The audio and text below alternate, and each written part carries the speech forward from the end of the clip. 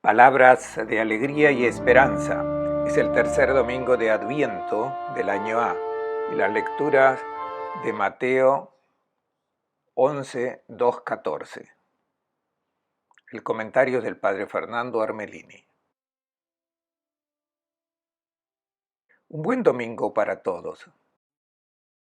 Hoy podemos considerarnos afortunados respecto a las generaciones que han vivido antes de Cristo, porque sabemos que Jesús trajo al mundo un mensaje de amor, de paz, de reconciliación y muchas otras cosas. Han cambiado muchas cosas desde que Él ha venido. Pero preguntémonos, ¿este mensaje que todo el mundo aprecia ha penetrado verdaderamente? ¿O quizás aún se busca todavía apartarlo de nuestro mundo porque exige muchos cambios? También a nuestra vida personal. ¿Hemos dejado entrar este mensaje? O sea, ¿hemos dejado entrar a Cristo en nuestra vida? Esta es la venida que estamos esperando. Queremos dejarlo entrar, porque si entra en nuestra vida y en nuestro mundo, nos trae especialmente la alegría.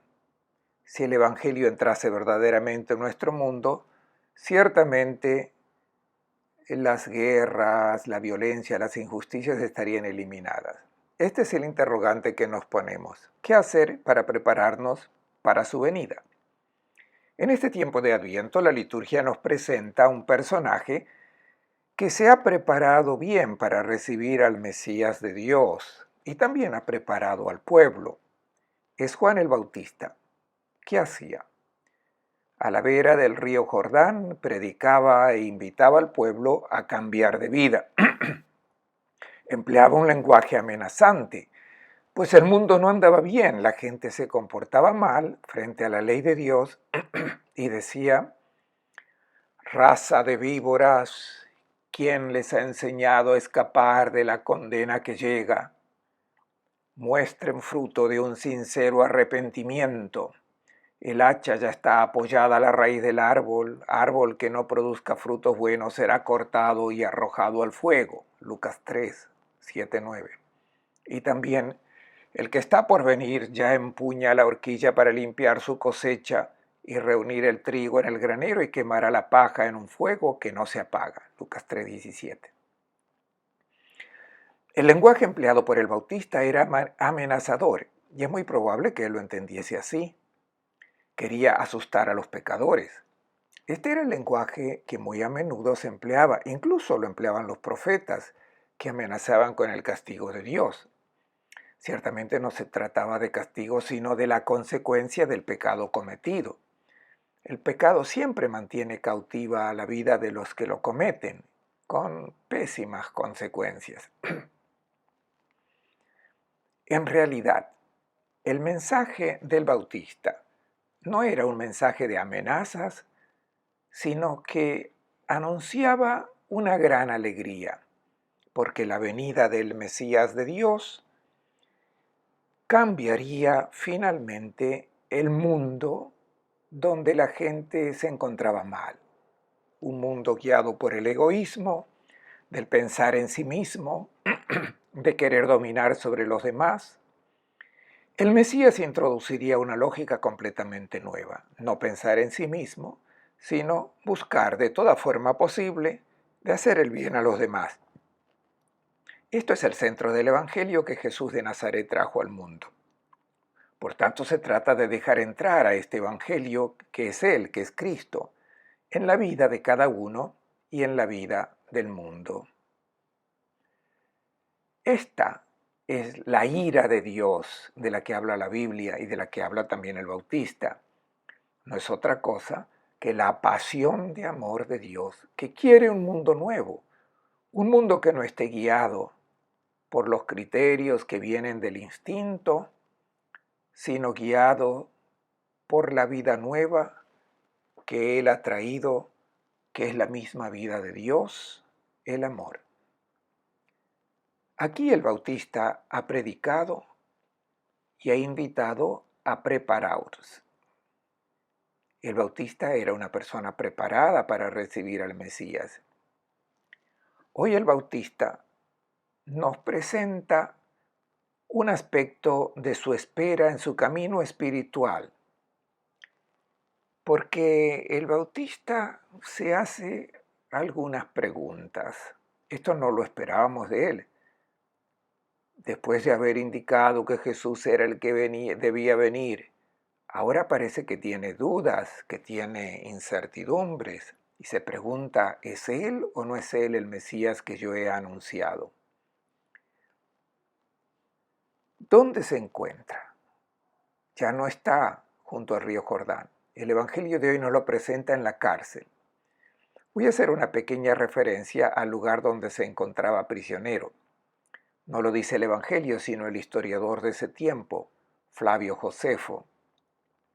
Dice que se encontraba en la fortaleza de Maqueronte, una de las tantas fortalezas construida por Herodes. Es la única fortaleza que hoy se encuentra en territorio jordano, en la parte oriental del Mar Muerto, como lo ven a mi espalda. Las otras fortalezas estaban a occidente del Mar Muerto y del río Jordán. Esta fortaleza estaba en una posición estratégica y privilegiada, pues las otras fortalezas mandaban sus mensajes con humo de día y fuego de noche a Maqueronte, y Maqueronte podía reenviar estos mensajes a todas las otras fortalezas, porque las otras fortalezas podían ver a Maqueronte. En tiempo de Jesús pertenecía a Herodes Antipas. Es allí donde frecuentemente el rey Herodes hacía fiestas. Recordemos que para su cumpleaños danzó Salomé y sabemos lo que pasó después, que pidieron la cabeza del Bautista. Por tanto, en este palacio fortaleza acudía frecuentemente Herodes y es aquí donde el Bautista estaba prisionero. Pueden observar la montaña donde Herodes el Grande había construido esta fortaleza. La ven cuando sale el sol y luego pueden ver también la reconstrucción del palacio de Herodes. Escuchemos ahora lo que le pasó al Bautista mientras estaba en prisión. Juan oyó hablar en la cárcel de la actividad del Mesías y le envió este mensaje por medio de sus discípulos. ¿Eres tú el que había de venir o tenemos que esperar a otro? La razón por la que el Bautista acabó en prisión nos lo cuenta el Evangelio de Mateo. Había denunciado el comportamiento inmoral de Herodes, que había tomado por esposa a la mujer de su hermano, la famosa Herodías. Flavio Josefo dice que Herodes lo había puesto preso porque temía su popularidad. El Bautista era una persona estimada por todos y podría provocar una insurrección contra este rey Herodes Antipas. Pero en prisión el Bautista era tratado con mucho respeto, podía recibir la visita de sus discípulos y naturalmente se mantenía informado sobre lo que este Jesús de Nazaret estaba haciendo y que él había presentado como el Mesías de Dios. En este momento nos sorprende las perplejidades que comienzan a aparecer en el Bautista con respecto a Jesús, tanto que se pregunta, ¿es él el que tiene que venir o debemos esperar a otro? ¿Qué es lo que hizo entrar en crisis al Bautista? Basta leer lo que el evangelista Mateo nos narra antes de que el Bautista se ponga estos interrogantes. En los dos capítulos precedentes a la lectura que hemos escuchado, y estamos escuchando en el texto evangélico de hoy, En estos dos capítulos precedentes, el evangelista Mateo narra 10 milagros hechos por Jesús. ¿Y de qué prodigios se trata? Jesús cura a un leproso. ¿Quiénes eran los leprosos? Eran aquellos que estaban rechazados por todos debido a su desagradable y repugnante enfermedad, como la encarnación misma del pecador, de las personas rechazadas por la gente y también rechazadas por Dios. Luego, hace caminar a los cojos, abre los ojos a los ciegos. Estas eran personas que no podían entrar en el templo porque tenían estos defectos. Y Dios rechazaba a los que tenían alguna enfermedad o defectos, pues quería decir que eran pecadores y por tanto debían estar alejados de Dios. Entonces, no es de maravillarse, no es de extrañar que el Bautista haya quedado desconcertado. Jesús no solamente no se comportaba de manera severa y rigurosa como él lo había hecho, no solo no condenaba a los pecadores, sino que hacía fiesta con ellos, comía con ellos, se gloriaba de ser amigo de publicanos y pecadores.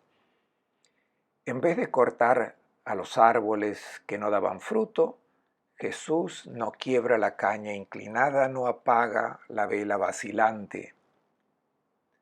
Nadie más que Jesús odiaba el mal, pero nadie más que él amaba a los pecadores. El objetivo de su vida no era castigar a los pecadores, pues eran personas infelices y Jesús quería colmarlos de alegría. Quería hacerles sentir aceptados y amados por Dios. Pero no es que había que evitar a los pecadores como se evitaban los leprosos que estaban marginados. El Bautista conocía muy bien lo que dice el Salmo 139. No odiaré a quienes te odian, Señor, no detestaré a quienes se levantan contra ti. Los odio con odio sin límites, los tengo por enemigos. Salmo 139, 21, 22. Esta era la manera como debían comportarse los justos. El Dios en quien el pueblo, educado por los guías espirituales, era un Dios fuerte que castigaba duramente a sus enemigos. Va a pensar en las 10 plagas de Egipto. Dios castigaba a aquellos que se oponían a sus diseños. Pero aquí en vez de 10 plagas, encontramos 10 obras de amor para con los marginados y excluidos. No hay que maravillarse que el Bautista haya entrado en crisis. Tratemos de pensar cuáles eran las expectativas del Bautista, expectativas que estamos estudiando, pero tratemos también de preguntarnos nosotros, ¿cuáles son nuestras expectativas sobre la venida del Mesías de Dios? ¿Qué clase de Mesías esperas? ¿Qué esperas de Jesús? Jesús quiere entrar en tu vida con su evangelio. ¿Qué esperas que esto produzca en ti? Nuestras expectativas podrían quedarse frustradas. Quizás esperemos del Mesías de Dios eso que Él no vino a traer. Para ser más explícito, no ha venido a resolver nuestros problemas a través de milagros sustituyendo a lo que nosotros estamos acostumbrados a hacer. Quien espera este Mesías quedará frustrado y recurrirá a otros Mesías que le darán lo que él o ella espera. Puede ser la ciencia, la técnica, la medicina. Pero no solamente el Bautista, sino también Pedro está decepcionado del Mesías de Dios. Pedro espera otra clase de Mesías, un Mesías glorioso, vencedor. Pero existe otro elemento también que ha dejado perplejo al Bautista. Él está en prisión y conoce muy bien lo que han dicho los profetas. Así, Isaías en el capítulo 61 dice, el Espíritu del Señor está sobre mí porque me ha ungido para proclamar la liberación a los cautivos y a los prisioneros la libertad. Este es el Mesías, dice el Bautista, y yo estoy en prisión y Jesús no hace nada para realizar esta liberación. Comprendamos el camino que debe hacer el Bautista sobre sus expectativas sobre el Mesías. Ha identificado al Mesías de Dios, pero igual que toda la gente de su pueblo, incluido Pedro, esperaba que el Mesías fuese otra cosa. Sus expectativas eran otras.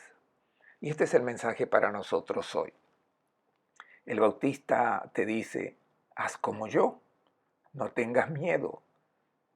Si el Evangelio cuestiona tus expectativas, tus convicciones, tus seguridades, tus tradiciones religiosas, si la llegada del Evangelio en tu vida te deja tranquilo, si no cuestiona nada sobre tu concepción, sobre el rostro de Dios en quien siempre has creído, si no da vuelta a la escala de valores sobre la que has apostado tu vida, podrás estar seguro que no es el Evangelio de Dios, porque el Evangelio de Dios es revolucionario, tira por el suelo tus expectativas y los comportamientos que te parecen lógicos, pues vienen de la sabiduría humana, la que aparece como la más lógica a todos. La fe del Dios que se revela en Jesús no puede sino ir acompañada de interrogantes sobre certezas que tenemos, dificultad para creer y aceptar. Recuerden la parábola de los dos hijos, narrada por Jesús. El primero dice sí inmediatamente al padre. Yo voy a trabajar en la viña, pero luego no va. Y el segundo que dice yo no voy, pero luego reflexiona y va. Es este segundo el que ha comprendido lo que el padre quería y qué implicaba escuchar al padre. Era algo difícil. Espontáneamente dice que no va. Creo que frente al Evangelio que quiere entrar en nuestra vida, nuestra primera reacción puede ser, para un momento, pues esto supone muchos cambios en mí, me perturba la vida. Este es el tiempo de preparación para esta venida, porque no es fácil entrar en nuestra vida, dejar entrar en nuestra vida al Mesías de Dios. No ha sido fácil para el Bautista, por tanto no nos maravillemos que tampoco sea fácil para nosotros hoy. Si uno no experimenta esta perplejidad, si uno no se queda sorprendido y desconcertado frente al Evangelio, quiere decir que no ha comprendido, que continúa a leerlo adaptándolo a lo que ha pensado siempre. Y le pareció entender. Escuchemos ahora lo que Jesús responde al Bautista. Jesús respondió, vayan a contar a Juan lo que ustedes ven y oyen. Los ciegos recobran la vista, los cojos caminan, los leprosos quedan limpios, los sordos oyen, los muertos resucitan, los pobres reciben la buena noticia, y feliz el que no tropieza por mi causa. Es hermoso. Jesús no se maravilla de la perplejidad del Bautista. Creo que se hubiera maravillado si esto no hubiese sucedido. Cuando el Mesías de Dios entra en la vida de una persona, tira por los suelos los criterios que anteriormente constituían todas sus certezas. La respuesta que Jesús da no es con razonamientos, es una descripción de lo que sucede cuando el Mesías de Dios entra en el mundo y es bien recibido. Se trata de 6 nuevas realidades y todas son señales de salvación, ninguna de condenación. Es el comienzo del mundo nuevo. ¿Cuáles son estas señales? La primera, los ciegos abren los ojos. Es el Evangelio, el Mesías de Dios que abre los ojos de aquellos que caminaban a oscuras, que no sabían qué es lo que estaban haciendo en el mundo, no tenían ningún objetivo en la vida. Ahora el Evangelio los ilumina y saben cómo construir una vida que permanece y que tenga sentido. La segunda señal, los cojos ahora caminan. Son aquellos que no se movían para dar un paso en la vida, vivían de limosna, vivían de expedientes, de subterfugios, de engaños, y ahora caminan, quizás tropezando aún un poco, pero van en la dirección correcta. Tercera señal, los sordos. Los sordos son aquellos que están encerrados en sí mismos. Solo escuchan la voz del propio instinto, de las propias pasiones, de las propias ambiciones. Son sordos a todas las llamadas a salir de sí mismos, a pensar en los demás, en los pobres, en los que tienen alguna necesidad. No sienten nada de esto, pero ahora escuchan el Evangelio. Se les abren los oídos y están atentos al pedido de ayuda de quienes tienen necesidad de ellos. Los leprosos. Los leprosos son aquellos que sienten vergüenza de sí mismos, se perciben como repugnantes debido a la lepra de sus pecados. Son marginados y todos los evitan, todos pasan de largo de ellos. Ahora el Evangelio los purifica, los hace agradables, espléndidos, porque al recibir a este Mesías en sus vidas, se transforman completamente. También los muertos que resucitan son aquellos que estaban replegados solamente en su vida biológica, esa vida que luego se acaba. Solo pensaban en comer, beber, divertirse. Ahora aparece una vida nueva, que es la vida del Espíritu. Y es esta vida del Espíritu, que es amor, lo que caracteriza una vida para que sea realmente humana. Luego los pobres. A los pobres se les predica la buena noticia. ¿Quiénes son los pobres? Son los que eran tenidos como miserables, sin esperanza. Ahora han escuchado la buena noticia. También para ustedes hay salvación. También para ustedes es el amor incondicional de Dios. Hoy, ¿estás seguro que hoy ha entrado Cristo, que ha entrado su Evangelio en tu vida? ¿Cómo haces para saber que has acogido al Mesías de Dios, que has recibido su Evangelio? La respuesta no la encuentras en discursos, en razonamientos y menos aún en las prácticas religiosas. Si has dejado entrar al Evangelio en tu vida, debes verificar la presencia de todas esas señales que Jesús ha mencionado. ¿Se han dado estos cambios en ti? ¿Abriste los ojos? ¿Continúas viendo al dinero, a la profesión, a la familia, a las amistades, a las opciones políticas como las veías antes? ¿O el Evangelio te hace ver estas cosas de otra manera? Jesús termina su respuesta con una bienaventuranza, y es la 10ª bienaventuranza que encontramos en el Evangelio de Mateo. Feliz el que no tropieza por mi causa. El que no tropieza, el que no se escandaliza. ¿Cuál es el escándalo que está dando Jesús y que ha puesto en crisis también al Bautista? Es el escándalo del amor incondicional de Dios. El Dios que ama a los buenos y a los malos. El Dios que no castiga a nadie, sino que atrae a todos hacia la alegría y la vida. El Dios malo, que hace pasar a pegar al que transgrede sus órdenes, es un Dios que infunde miedo, pero no escandaliza a nadie. Porque este Dios no escandaliza a nadie, porque razona como nosotros razonamos. Sostiene que se ame a los buenos y se castigue a los malos. Jesús dice, bienaventurado el que recibe y acepta este nuevo rostro de Dios que yo traje al mundo. Es el Mesías de Dios, el que ha traído este rostro de Dios, que es amor y solamente amor. Dice Jesús, feliz el que no se escandaliza de este rostro de Dios. Esta bienaventuranza es una invitación al Bautista a no maravillarse de las sorpresas de Dios. ¿Acaso Jesús ha perdido la estima por el Bautista, por las dificultades que el Bautista tuvo para aceptar al Mesías de Dios? Escuchemos.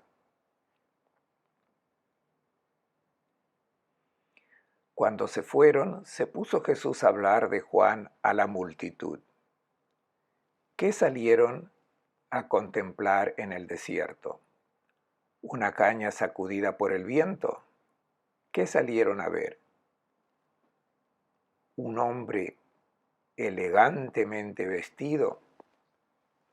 Miren, los que visten elegantemente habitan en los palacios reales.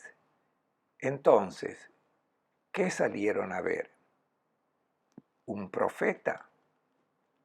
Les digo que sí, y más que un profeta. A este se refiere lo que está escrito: mira, yo envío por delante a mi mensajero para que te prepare el camino. Les aseguro, de los nacidos de mujer, no ha surgido aún alguien mayor que Juan el Bautista. Y sin embargo, el último en el reino de los cielos es mayor que él.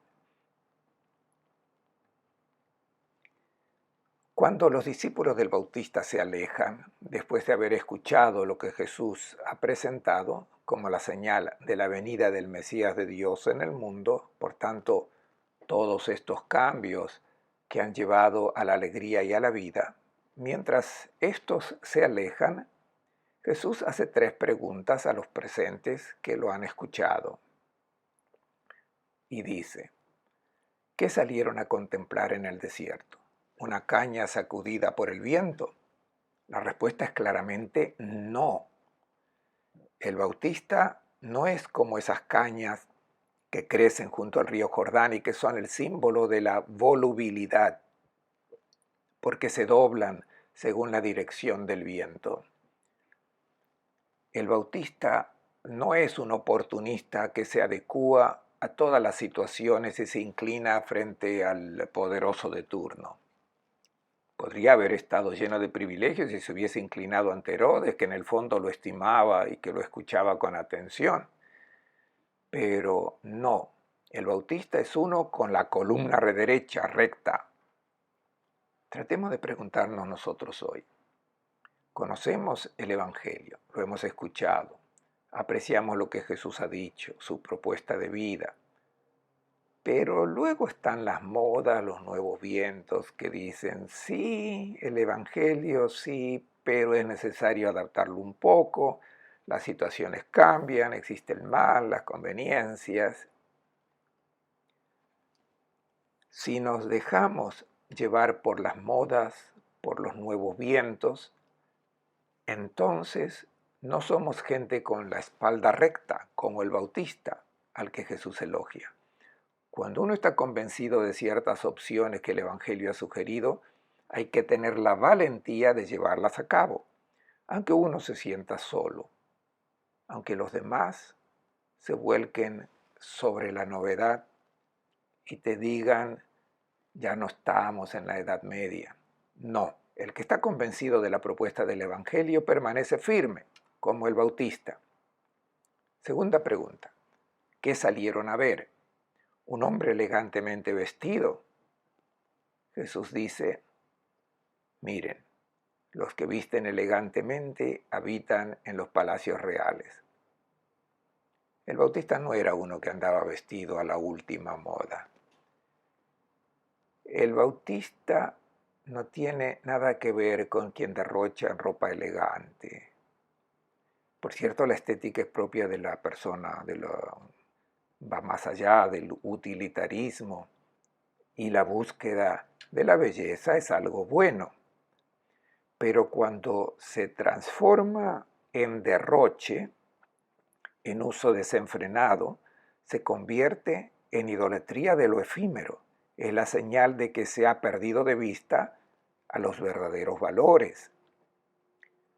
Frente a ciertos derroches en futilidades, ¿Cómo hace un cristiano para sentir desaprobación y disgusto por el despilfarro que se deben dirigir a satisfacer las necesidades mucho más urgentes y elementales de la gente? Tercera pregunta que hace Jesús. Entonces, ¿qué salieron a ver? ¿Un profeta? Les digo que sí, y más que profeta. Les aseguro que no ha surgido aún alguien mayor que Juan el Bautista. Juan es un profeta. Nadie en el Antiguo Testamento tuvo una misión superior a la del Bautista, pues más que Moisés. El Bautista es un ángel enviado a preparar la venida liberadora del Señor. Y es más grande que Moisés, porque hoy, con su vida, con su conversión a la novedad del Mesías de Dios, es para nosotros un modelo, un ejemplo de cómo debemos dejar entrar el Evangelio en nuestra vida sin maravillarnos de los cambios que presupone. Y es interesante la frase final. Y sin embargo, el último en el reino de los cielos es mayor que él, no por santidad personal, sino porque el bautista, se ha quedado en el umbral de los nuevos tiempos, no ha visto la Pascua. Nosotros tenemos hoy la posibilidad de contemplar en plenitud al Mesías de Dios desde que apareció hasta la Pascua. Somos más afortunados que el Bautista. Les deseo a todos una buena preparación para Navidad y un buen domingo.